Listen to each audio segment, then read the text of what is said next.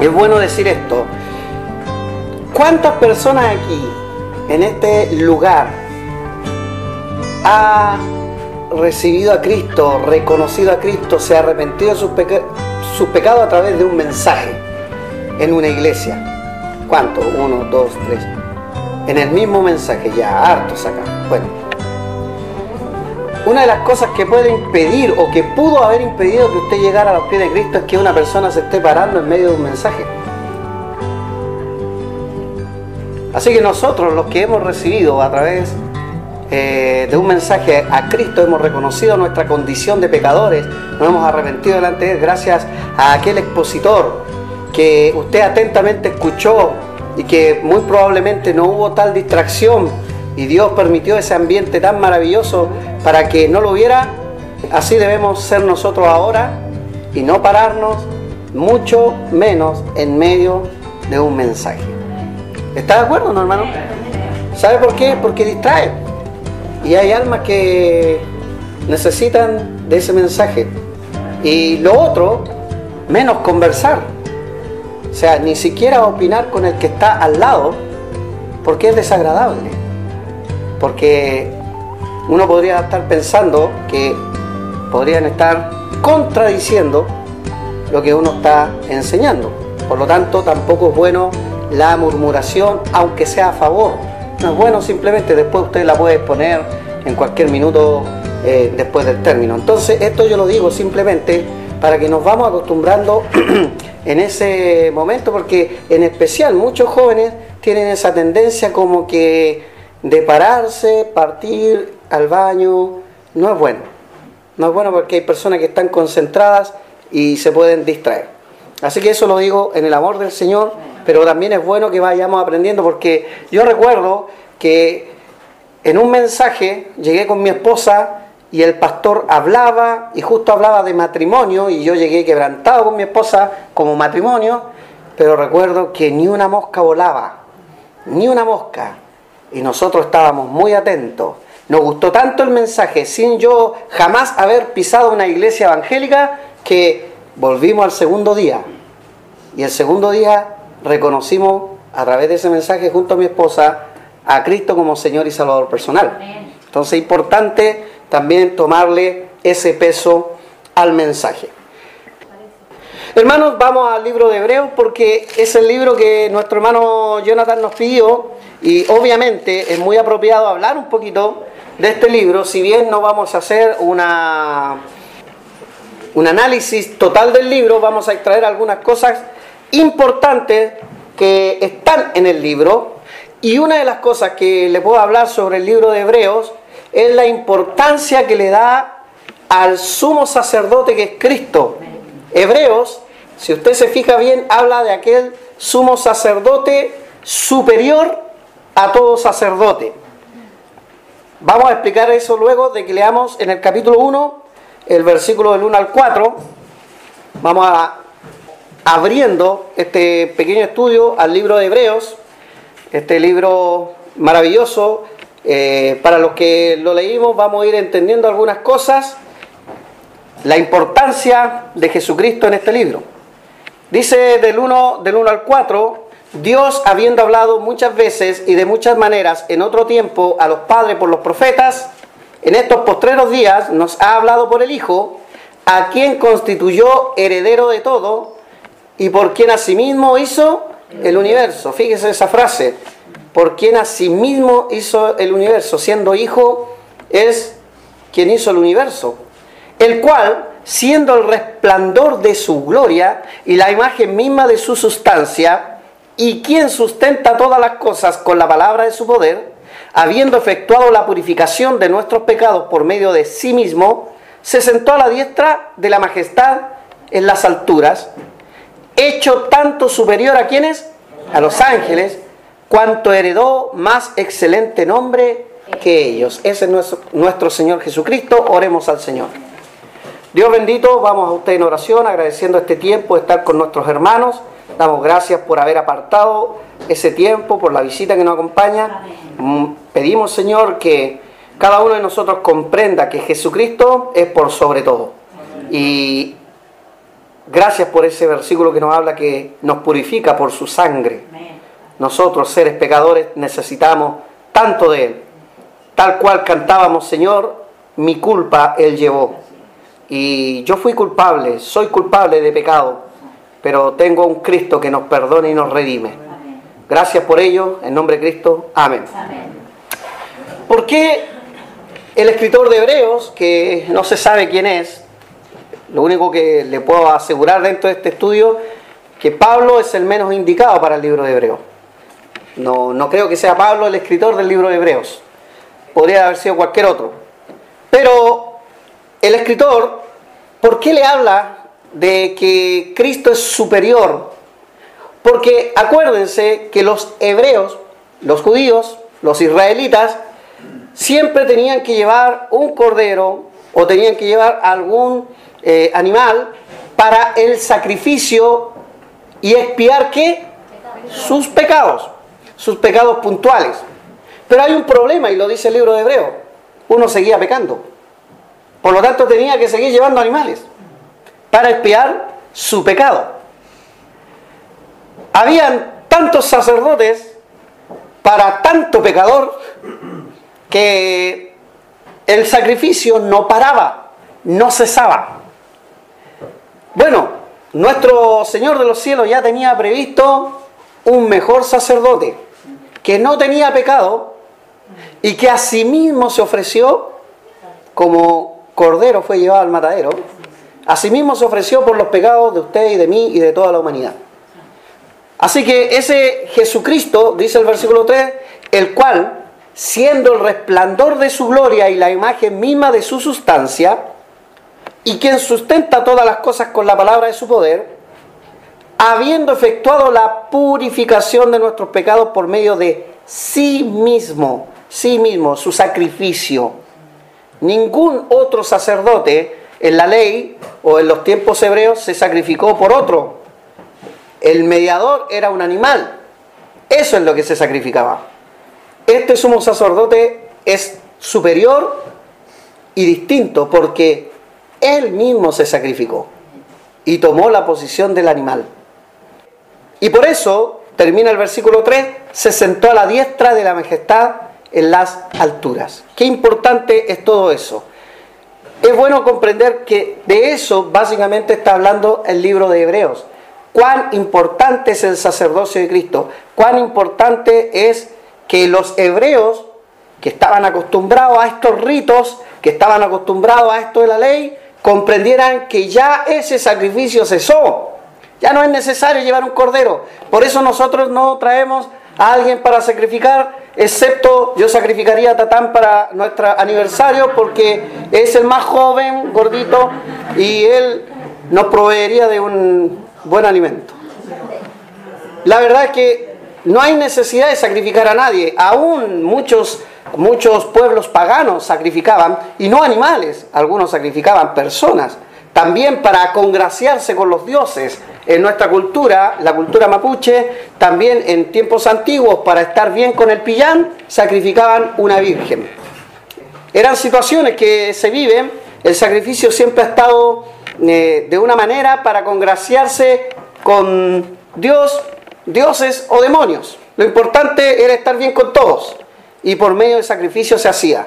Cuánto más excelente nuestro Señor Jesucristo, que Él mismo se dio para nosotros tener acceso directo, y por ahí hay un versículo que dice que tenemos ahora entrada directa al trono de la gracia, por intermedio de nuestro Señor Jesucristo. Después del versículo 5 en adelante, usted tiene como título ahí, el Hijo superior a los ángeles. ¿Por qué era importante destacar que este Hijo, aún siendo un hombre, era superior a los ángeles? Por lo mismo que destacaban los primeros versículos, porque en el versículo 2 dice que a través de él constituyó heredero de todo y por quien asimismo hizo el universo. Por lo tanto, si hizo el universo, también es parte de la creación de los ángeles. No es un ángel superior a Cristo, por muy espectacular que sea un ángel. Cristo es el mayor de todos, el primogénito, el primero, el único. Por lo tanto, nosotros ni adoramos ángeles, porque eso es robarle la gloria al único que hay que adorar, que es nuestro Señor Jesucristo, ¿cierto, hermanos? No hay que adorar a nadie más. Bueno, eso es básicamente lo que el libro de Hebreos quiere enseñar, entre otras cosas. Y yo voy a atacar hoy día a las otras cosas, pero dejo darle claro que Cristo es el ser superior. Eso es como base. Y dentro de este libro, en sus 13 capítulos, tenemos 6 advertencias. Y es bueno que le pongamos atención a esas advertencias, porque nosotros los seres humanos, si no somos advertidos, tendemos a olvidar, ¿cierto? Por ejemplo, si nosotros no avisamos sobre la deuda que hay con los jóvenes, siendo que tienen que trabajar el jueves, es probable que muchos de nosotros nos olvidemos. De hecho, yo me estaba olvidando, me estaba correteando, y por ahí me dijeron, pastor, usted nos debe tanto. Oh. Los seres humanos somos así, tendemos a olvidar. Tendemos a olvidar a cosas tan simples y tan importantes como decirle a la señora, te quiero. Decirle al hijo, te quiero. Decirle a un hermano, te quiero. Tendemos a olvidar. Claro, hay algunos que dicen te odio con sus actos. Y lamentablemente, siendo hermano en Cristo. Tendemos a olvidar, hermanos, los seres humanos, a hacer cosas tan simples como besar a quienes debemos besar con ósculo santo. Tenemos a olvidar incluso a responder a nuestras obligaciones. Nos gusta mucho reclamar por nuestros derechos, pero olvidamos nuestros deberes. Es tan común eso. Tendemos a olvidar nuestras obligaciones en casa, nuestras obligaciones en la iglesia. Tendemos a olvidar nuestras obligaciones para con Dios, porque somos seres que olvidamos con facilidad. Por lo tanto, las advertencias que están plasmadas en las Escrituras, hermanos, son para recordarnos esas obligaciones, para recordarnos sobre las posibilidades de caer y no caer, porque eso es lo que busca la advertencia, que no caigamos, pero está lleno de posibilidades de caer, está lleno de posibilidades de alejarse de Dios, está lleno de posibilidades de que usted y yo pequemos porque somos seres pecaminosos, pero las advertencias están ahí para decir, no vayas por ahí, haz esto, no hagas eso, haz esto otro. Siempre las advertencias nos están ayudando para recordarnos nosotros seres olvidadizos. La primera advertencia que encontramos en este libro habla en contra de desviarse de las cosas que hemos oído. En el capítulo 2, del 1 al 4, nos habla y nos da una advertencia en contra de desviarse de las cosas que hemos oído. Hermano, cuando uno tiene una base doctrinal y fundamental, y está claro que la Biblia así lo enseña, ¿quiénes somos nosotros para después tergiversar esas enseñanzas? Muchos acá han firmado un pacto, y ese pacto lo tenemos ahí puesto y colgado, está resumido, pero en ese pacto tenemos algunas verdades fundamentales, de las cuales esta iglesia no puede desviarse. Esas verdades fundamentales son las que nosotros queremos practicar porque la Biblia así lo enseña. Y hay una advertencia en el libro de Hebreos en contra de desviarse de las cosas que hemos oído, que nos han enseñado. Dice el capítulo 2 del 1 al 4, por tanto es necesario que con más diligencia atendamos a las cosas que hemos oído. En este caso para nosotros a las cosas que hemos leído, ¿ya? No sea que nos deslicemos. Es muy probable que si no atendemos a las cosas bíblicas nos deslizamos, nos vamos por otro camino. Porque si la palabra dicha por medio de los ángeles fue firme, y toda transgresión y desobediencia recibió justa retribución, ¿hay algún ejemplo de que esa palabra de ángeles haya sido firme y hayan recibido justa retribución? ¿Un ejemplo? Ángeles, juicio, Sodoma y Gomorra. Tenemos ahí claramente un ejemplo. Sodoma y Gomorra. 3. ¿Cómo escaparemos nosotros si descuidamos una salvación tan grande, la cual habiendo sido anunciada primeramente por el Señor, nos fue confirmada por los que oyeron? ¿Y quiénes fueron los que oyeron? Veíamos un poco eso en la mañana. Los apóstoles, testigos oculares de la existencia de nuestro Señor Jesucristo, y muchos de los discípulos, mucha gente que no solamente conoció a Cristo, también conoció a los apóstoles y la enseñanza de primera mano. 4. Testificando Dios juntamente con ellos, con señales y prodigios y diversos milagros y repartimientos del Espíritu Santo según su voluntad. No confunda esta frase, repartimiento del Espíritu Santo, como queriendo decir, este tiene, este no tiene. Está hablando de que repartimiento del Espíritu Santo, de los dones del Espíritu Santo, según su voluntad. Dios reparte dones según su voluntad. Bueno, hermanos, ¿cómo escaparemos nosotros si descuidamos una salvación tan grande? No está hablando de la pérdida de salvación, está hablando del descuido de esa salvación. Una pregunta, ¿hemos descuidado a veces la salvación que Dios nos ha dado?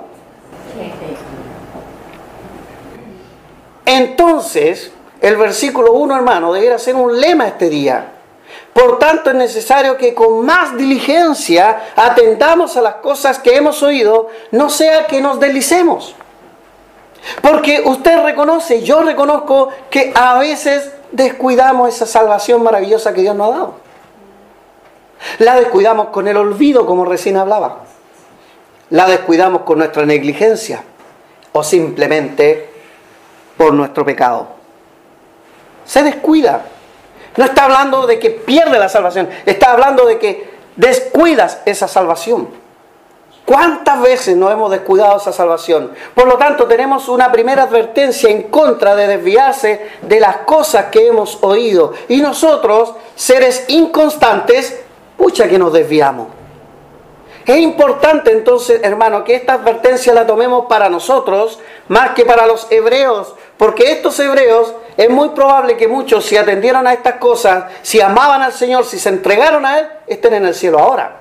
Estas cosas nos quedan a nosotros, que estamos vivos en esta tierra, para que no nos deslicemos, para que no nos vamos tras caminos peligrosos. Una de las razones que usted está acá es para no deslizarse. Créame, hermano, que yo no comprendo, humanamente no comprendo a muchos hombres, muchos seres. Yo creo que a usted también le cuesta comprender a otros. ¿Por qué? Mire, un ejemplo solamente. ¿Cuántos de nosotros estamos aquí para ser edificados por Dios, pero aún así ni leemos la Escritura, ni alabamos al Señor, ni nos aprendemos un miserable versículo, ni le oramos? Nos sentimos como obligados y atrapados. Cuando el mismo Señor, aparte de lo que diga papá o mamá o cualquier persona, el pastor mismo, es Dios quien nos está pidiendo que no nos deslicemos. ¿Por qué? Porque es muy probable que nosotros descuidemos. ¿Cuántas veces no llegamos totalmente descuidados al altar de Dios? Una advertencia.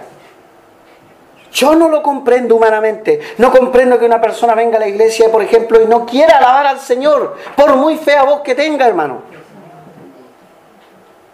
No comprendo que la persona aprenda una gran verdad como el amor al prójimo y siga no amando.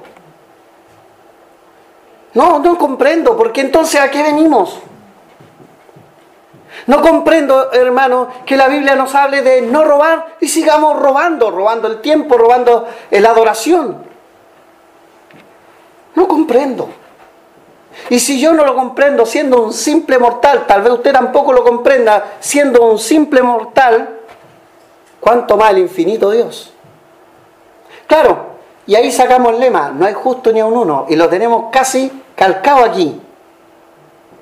Pero ¿qué nos dice el versículo 1? Grabémonos en nuestra mente. Por tanto es necesario que con más diligencia, rapidez, ahora ya, en este minuto, atendamos a las cosas que hemos oído. Atendamos a las cosas. Yo quiero hacerle una pequeña ilustración o una comparación más que una ilustración. Una comparación. Usted ha ido a varios restaurantes, ¿cierto? A comer, sea comida rápida, comida china, depende cuál le gusta a usted. A mí la china, me encanta. O a un restaurante más lujoso. Yo en mi vida he ido a un par de restaurantes muy lujosos, por ejemplo en el Hyatt, en el Marriott 3 y en el Sheraton cuando existía el Sheraton. Estuvimos ahí a través de L'Oreal. Eso era puro lujo. Imagínense nosotros ahí los rotitos al lado de gente espectacular, hermano. Y ahí nosotros, bien cacharpeados, siendo servidos en esos restaurantes a toda pompa. Hermano, camarones, caviar. Y uno que no está acostumbrado a comer esas cosas encuentra guácala. Pero supuestamente son manjares. Nos llevaban de todo, hermano. Buen vino, yo no tomaba, pero de los más caros. ¿Usted cree que nos llevaban en caja? Nunca nos llevaron vino en caja y en bolsa, escondida ahí para que pase piola. No, hermano, y nos mostraban el vino, descorchaban un vino. Mis compañeros, hermano, así se tomaban el vino. Bueno, para hacer esta comparación, ¿cómo quiere que le atiendan a usted en un restaurante? En primer lugar, usted quiere llegar a un restaurante limpio. Qué importante es llegar a un lugar limpio. Y cuando se sienta, usted no quiere que pase más de 10 minutos sin que llegue un mesero y le tome el pedido. Porque si no llega, se pone nervioso y ya se quiere ir. Todos queremos ser atendidos y que ojalá esa atención sea pronta y rápida. Porque tenemos hambre. Porque queremos degustar un plato especial. A eso vamos a los restaurantes. A degustar generalmente un plato especial. A mí me encanta la comida china y cuando voy a comer comida china, todos esos ratones y guarenes y serpientes que algunos creen que dan, yo quiero comer. Y quiero que me atiendan rápido. Quiero que me atiendan más o menos dentro del tiempo. Es más, si tenemos algo que decir, mire, me salió un pelo en el arroz, queremos que nos cambien el plato. Si nos vuelve a salir otro pelo, nos vamos. Queremos una atención de excelencia. Bueno, la iglesia, por ejemplo, es algo similar. Cuando alguien viene, cuando una visita viene, lo primero que debe encontrar acá es limpieza. Y no solamente limpieza física, limpieza del templo, sino también limpieza de los que le reciben, porque nadie quiere ser atendido por un mesero con el delantal todo sucio. Segundo lugar, debe haber empatía, un buen trato. Buen trato. Porque nadie quiere venir a este restaurante a recibir este alimento para recibir un maltrato o un trato indiferente. ¿Y qué queremos? Que una vez que llegue el pedido atendamos con diligencia esa visita. Bueno, hermanos, es lo que Dios nos está pidiendo ahora al venir a la iglesia. Atendamos las cosas que hemos oído, seamos atentos, así como Dios fue atento para con nosotros. Atendamos a las cosas que hemos oído, no sea que nos deslicemos. Y después o buscamos al pastor o buscamos al hermano para tratar de sacar del lodo cenagoso a esa persona que gustó la palabra, que estuvo en la palabra y luego se deslizó porque creyó que lo iba a hacer mejor todavía. Por lo tanto, la primera advertencia que tenemos en la palabra del Señor es contra de desviarse de las cosas que hemos oído. Y lo que hemos oído debemos atesorarlo. Y tú ya sabes tantas cosas que hemos oído, no lo vamos a enumerar. Pero sabemos de la fidelidad a Dios. Sabemos que lo primero que tenemos que honrar en nuestra vida es Dios.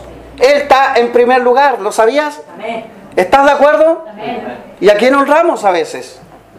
Porque a algunos les cuesta decir este amén, porque es verdad, no están honrando a Dios, están honrando más a un hombre, están honrando más a una mujer, están honrando más a los hijos, están honrando más la casa, están honrando más la música, están honrando más el trago, están honrando más el cigarro, están honrando más el pecado. Por eso algunos no dicen amén y tiemblan al decir amén. Porque es la santa verdad.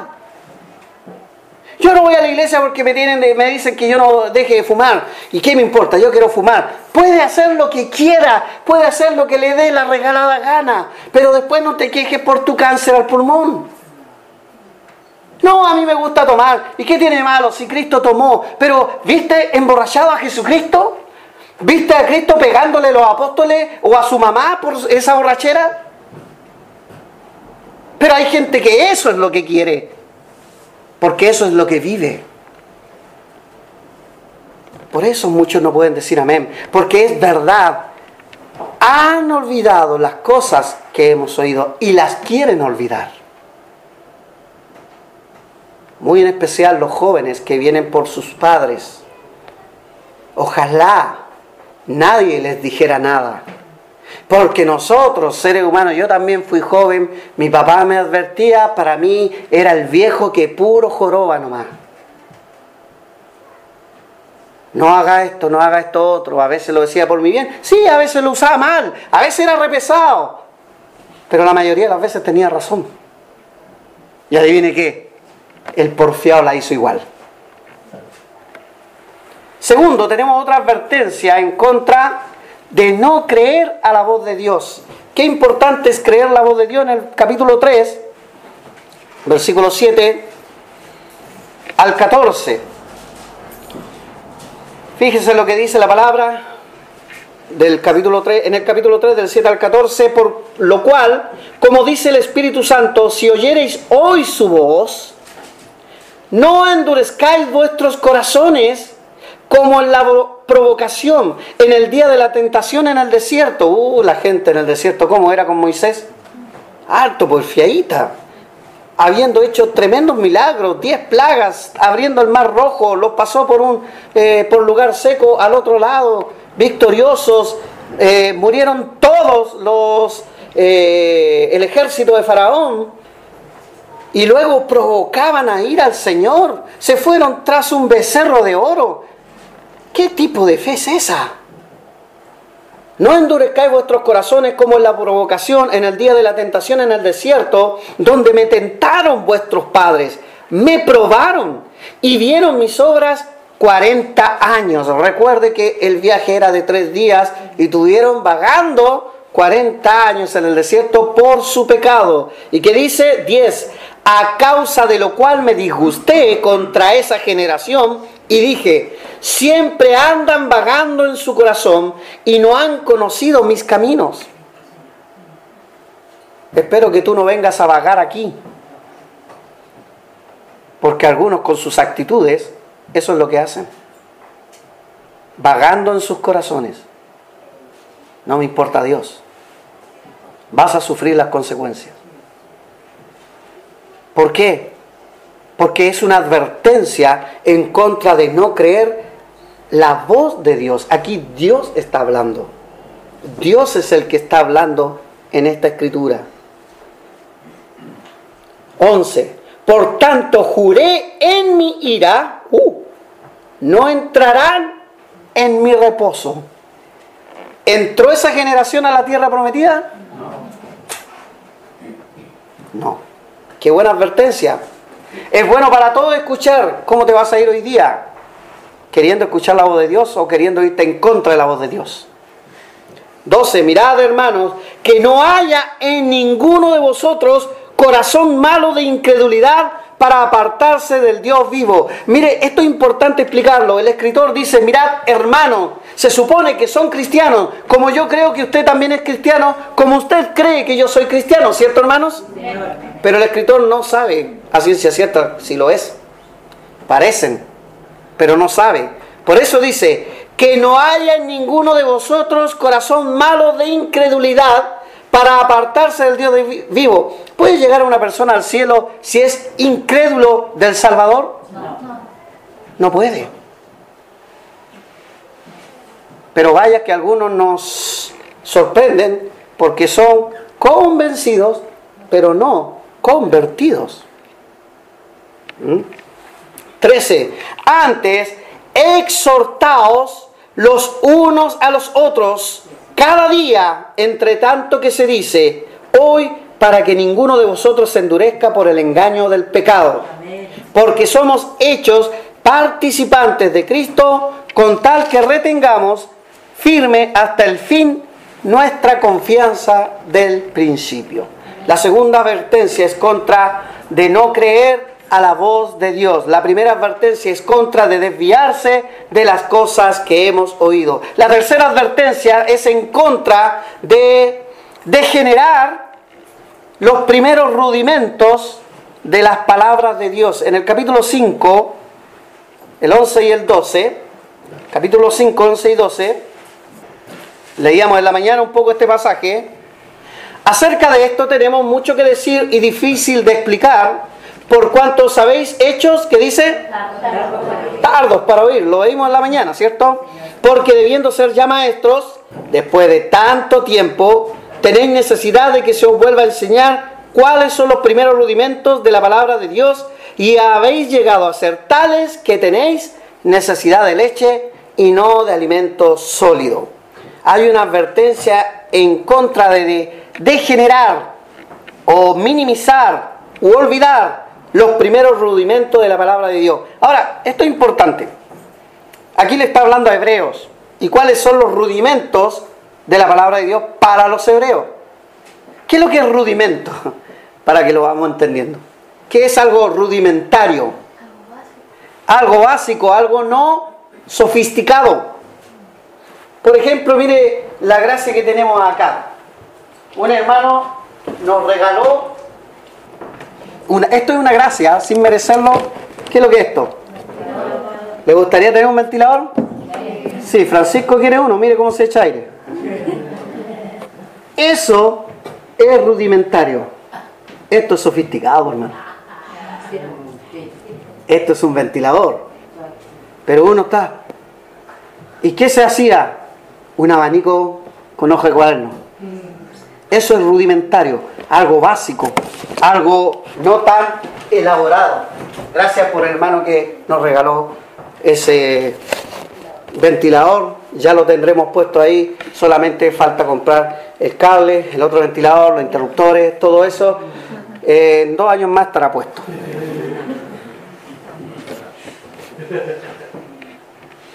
Recordando y repasando, ellos eran hebreos y los rudimentos para ellos son el Antiguo Testamento.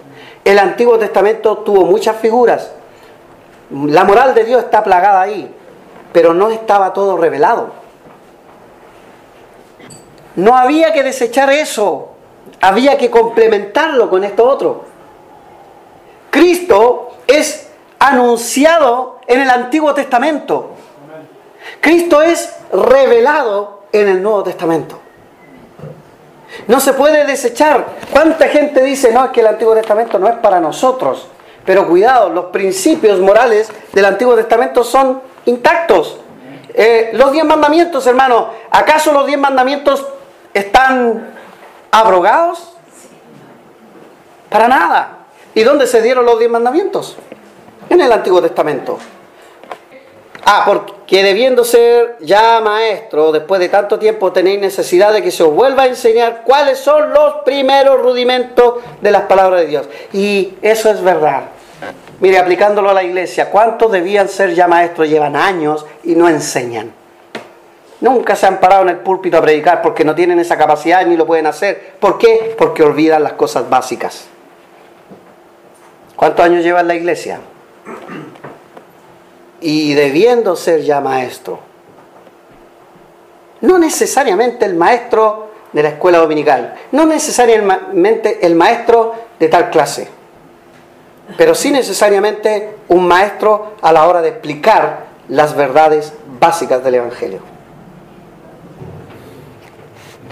La advertencia nos cae bien entonces. debiera caernos bien. Porque parece que en algunas partes fallamos. Veamos el 6.1 respecto a esto. Ahora dice, dejando ya los rudimentos de la doctrina de Cristo. Ese dejando no significa olvídalos. Sería una contradicción contra lo otro. Dice no olvidando. Lo que está diciendo es avanzando. O sea, ya tienes lo básico, ahora avanza en la madurez, en conocimiento todo. Por tanto, dejando ya los rudimentos de la doctrina de Cristo, vamos adelante a la perfección. Eso es lo que busca. No echando otra vez el fundamento del arrepentimiento de obras muertas de la fe en Dios. Recuerde, no somos salvos por ahora matar un animal. Somos salvos por confiar en aquel que derramó la sangre por nosotros, Jesucristo.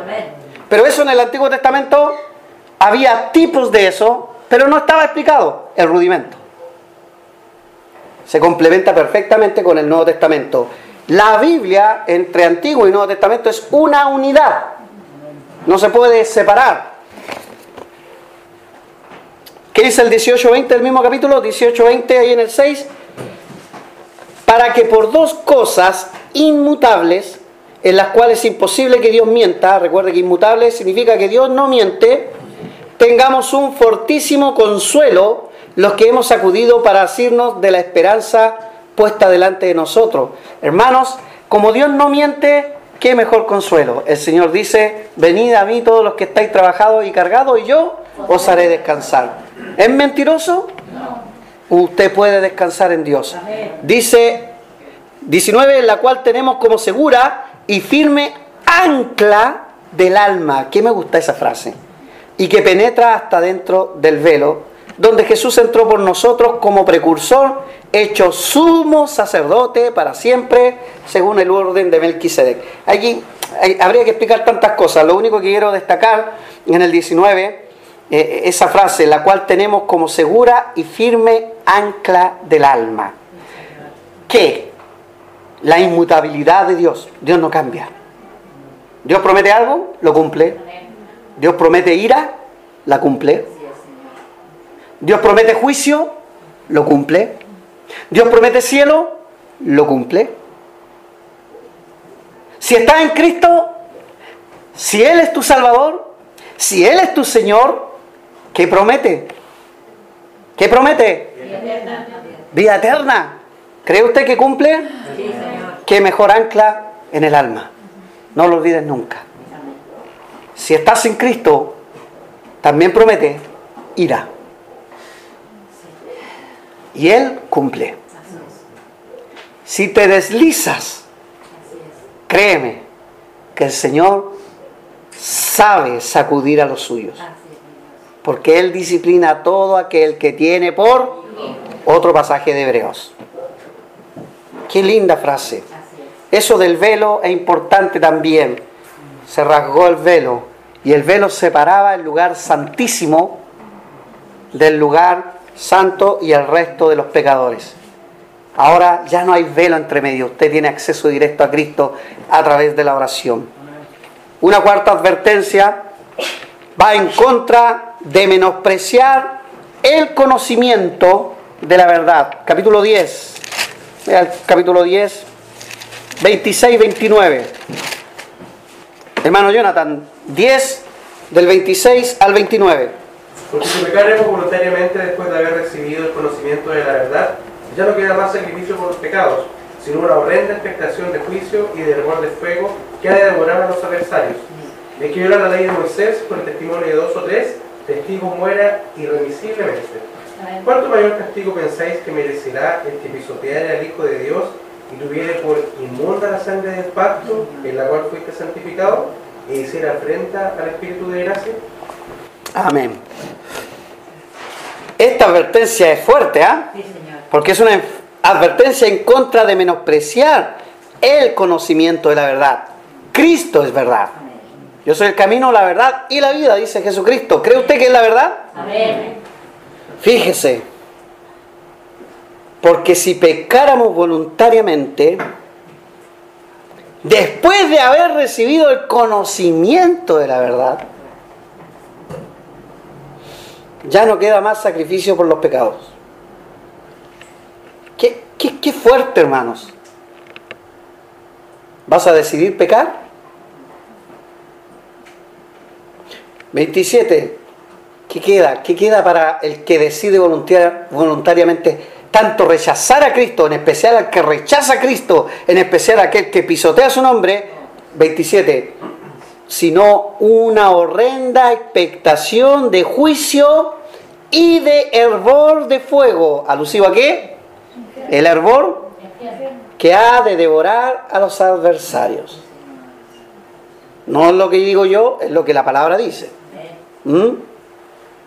Por ejemplo, en la ley de Moisés, aquí remite a la ley de Moisés, ya que le está hablando a Hebreos, dice: el que viola la ley de Moisés por el testimonio de 2 o 3 testigos, dice, muere irremisiblemente. Así era en el Antiguo Testamento. Por ejemplo, si un hijo ofendía al padre y la madre, decía sacarlo afuera y apedrearlo. ¿Cuánto cree usted que ha cambiado eso en Dios? Que estemos en una dispensación de gracia, en un tiempo de gracia, hermano, no quita que habrá un tiempo en donde la gracia será quitada y el juicio vendrá. Y no quita. En esos tiempos morían irremisiblemente. Hoy tú puedes pecar, haz lo que quieras. Vuélvete loco, toma, emborráchate, embarázate, fornica, trafica. No hay problema. ¿Vas a creer que Dios nunca te hizo nada? Sí, pero olvida una cosa, estamos en un periodo de gracia, pero esa gracia se va a quitar y ese tiempo va a llegar. Y ahí será el lloro y el crujir de dientes. 29. ¿Cuánto mayor castigo pensáis que merecerá el que pisoteare al Hijo de Dios? Y aquí, para los que vienen los miércoles a estudiar sobre el rock satánico, ¿cuánto mayor castigo pensáis que merecerá el que pisoteare al Hijo de Dios? ¿Cuántos bailan con esos músicos? ¿Cuántos se gozan de esos músicos? ¿Cuántos vibran con esos músicos? Hermanos, yo era uno de los que pisoteaba el nombre de Dios al escuchar esa música. ¿Por qué no te desarraigas esa música? Me lo digo constantemente yo, que tengo problemas con esa música, así que me lo tengo que estar recordando, porque soy un ser olvidadizo, porque no quiero pisotear el nombre de Dios, porque con sus carátulas la pisotean, con sus letras la pisotean, con su estilo de música la pisotean. Pero ¿qué pasa? Te vas a la casa ahora mismo y empiezas a escuchar y empiezas a decir: yo creo que el pastor no está bien sintonizado. No cambiamos, no tomamos una actitud de cambio. Eso es pisotear el nombre de Cristo. ¿Lo crees tú o no? Pero estamos locos porque no vamos con la corriente de este mundo. Estamos locos, soberanamente locos. Hermano, yo no estoy acusando a la música de mala.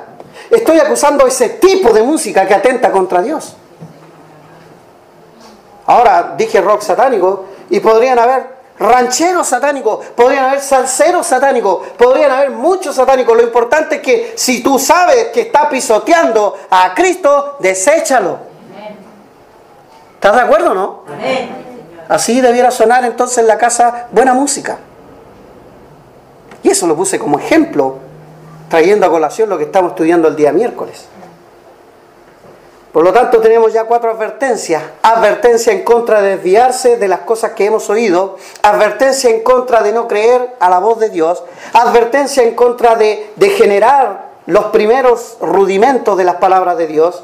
Y una advertencia en contra de menospreciar ese conocimiento. El conocimiento de la verdad es menospreciar a Dios.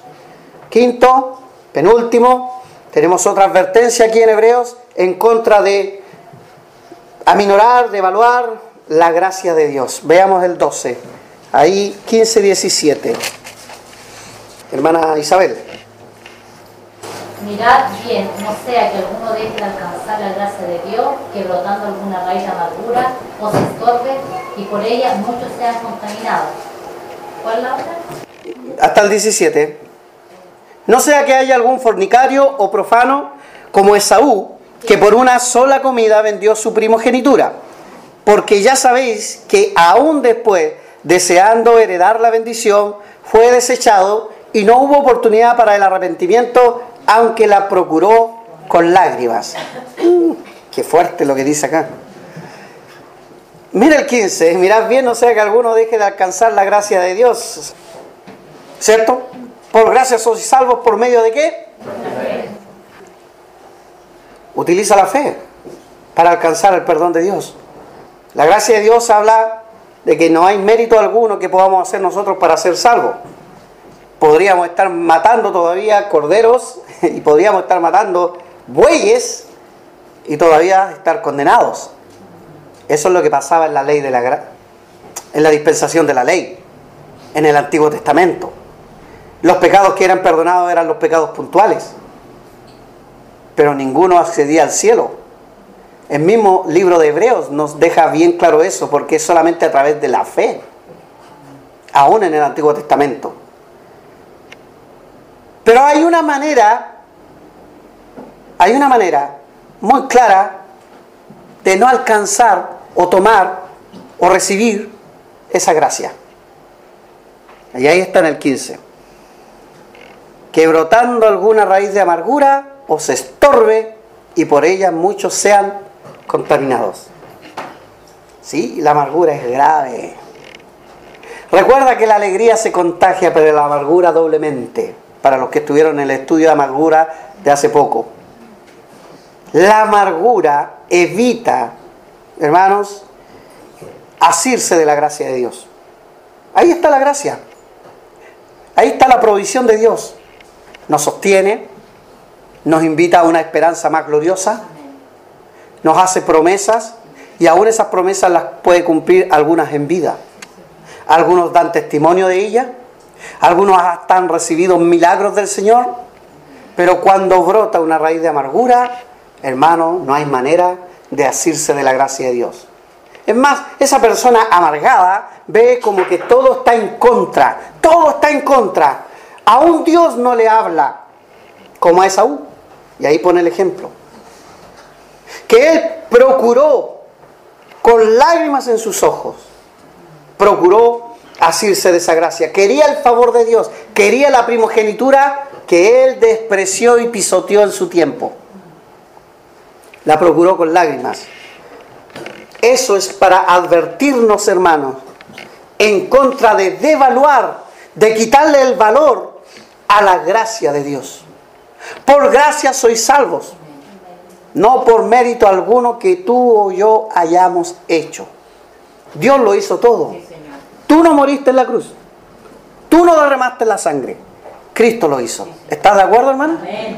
Entonces no devaluemos esa gracia. Dejemos a Dios actuar en nosotros. ¿Estamos en problema? ¿Por qué no tomamos ese problema como un molde de lo que Dios quiere hacer con nosotros? ¿Cuál Job? Hay una advertencia en contra de devaluar la gracia de Dios, y hoy en día hay muchos que creen que a través de las obras van a llegar al cielo, pero no es así. Y sexto, final, la última advertencia es en contra, así de simple, de alejarse de Dios. ¿Cuánta gente ha gustado? ¿Cuánta gente ha estado con nosotros? ¿Cuánta gente ya no lo está? Es más, ¿cuánta gente ya conoces tú que no está en ningún lado adorando a Dios? Vea lo que dice el 12, 25, 29.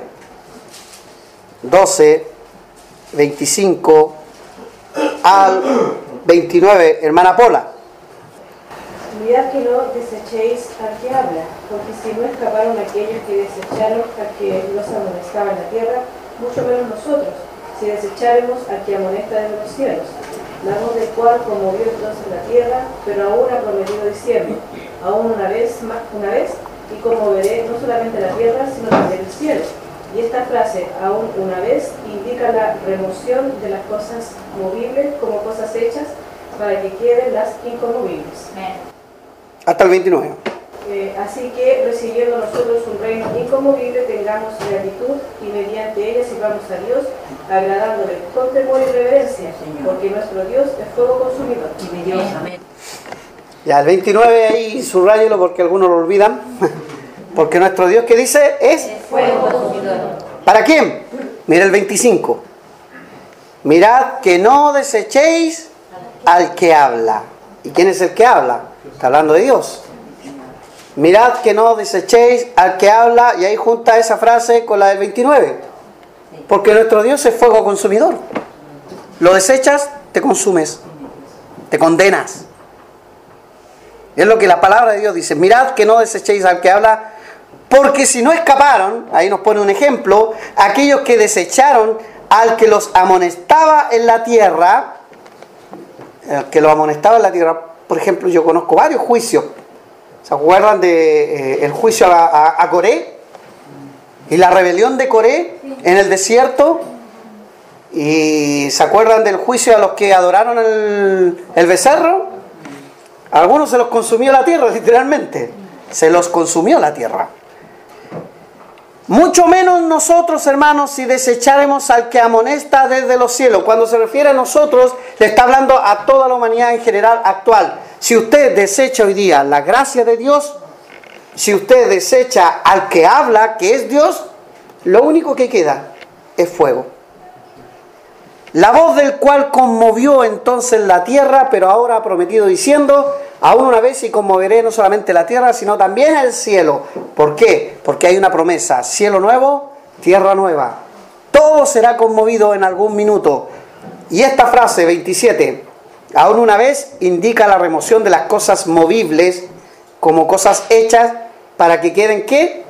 Las inconmovibles. O sea, el Señor, todo lo que usted ve, todo lo que fue creado, todo lo que es material, será deshecho y lo hará nuevo. Lo único que va a quedar es lo inconmovible, lo que no se puede mover. ¿Quién cree usted que no se puede mover? Que no se puede desechar, que no se puede consumir. Es todo lo que Dios es, su esencia, la eternidad de Él. No va a haber un nuevo Dios. Dice que habrá cielos nuevos y tierra nueva, pero el mismo Dios de siempre. El inconmovible, inmutable, el que no cambia. No habrá otra cosa. Y solamente quedarán aquellos que murieron en Cristo. Para cerrar, tenemos 6 claras advertencias. La primera es en contra de desviarse de las cosas que hemos oído. La segunda es una advertencia en contra de no creer a la voz de Dios. La tercera es una advertencia en contra de degenerar los rudimentos o el Antiguo Testamento o las Escrituras que el mismo Señor Jesucristo usaba.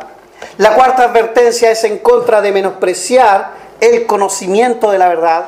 No hay una verdad traída por Stephen Hawking, ni siquiera Isaac Newton, ni siquiera Albert Einstein. Ellos revelaron ciertas verdades físicas, pero hay una sola verdad completa, y esa la tiene el Señor. Una advertencia en contra de devaluar la gracia de Dios, de minimizar la gracia de Dios, creyendo que nosotros haciendo obras podríamos acceder a la salvación. Y la última, una advertencia llana y simple: alejarse de Dios, del que habla. Tiene su juicio eso. Alejarse. ¿Cuántas veces las personas escucharon un mensaje, se fueron y nunca más volvieron? Y cuando digo volvieron, me refiero a volver a Cristo. Da lo mismo si a este templo, a Cristo. Pregunta entonces, hermanos, ¿qué aprendemos con estas advertencias? ¿Cómo quedamos con estas advertencias? ¿Para qué leímos el libro de Hebreos? Gracias por hermano Jonathan que nos obligó a leer este libro. Pero no solamente el libro de Hebreos está lleno de advertencias. Lea varios libros. ¿Qué libro tenemos que leer? Josué. Y bueno, ya el versículo que hay que aprender nos advierte: elegidos vosotros a quién sirváis. ¿Cierto? ¿Pero qué dice él? Pero yo y mi casa serviremos a Jehová. Entonces, queridos hermanos, querida visita, queridos amigos, conciudadanos, coterráneos del mismo partido político, en contra del partido político, amigos de mi equipo, enemigos de mi equipo, los que me aman y los que no, el mensaje es súper claro, preciso, y yo quiero que te vayas tomando una decisión el día de hoy.